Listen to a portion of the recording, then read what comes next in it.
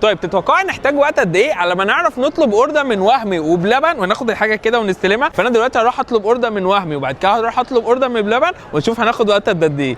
السلام عليكم، عايز كومبو اللي هو برجر رانش اللي ب 145 ساعه. ماشي شكرا. وبعد 18 دقيقه يعني طلبنا اوردر، بس هو دلوقتي في رقم 464، هم جوه دلوقتي في رقم 362، يعني في 100 واحد بعدي هيطلبوا، مش عارف ازاي.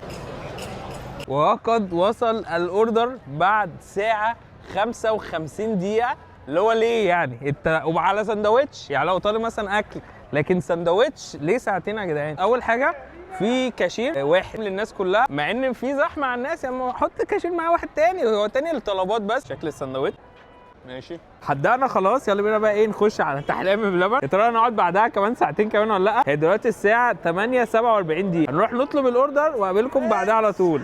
حبيبي احنا بص يعني هنطلب حاجه بسيطه جدا، هنطلب اشطوطه صور لوكس ما فيهاش افتكاسه، يا رب ما نطول. وهو قد جهز الاوردر بعد حوالي 18 19 دقيقه، هو يعني بالنسبه لوهمي هو مش وقت طيره. فخلصت الحوار، انت ممكن تحدق وتحل بس اعمل حسابك ان هو اليوم كله هيبوظ يعني يعني 3 ساعات مثلا عشان نطلب اوردر، ياما قوي قوي قوي قوي قوي، ياما قوي يعني. انا زهقت وبس يا جدعان، سلام.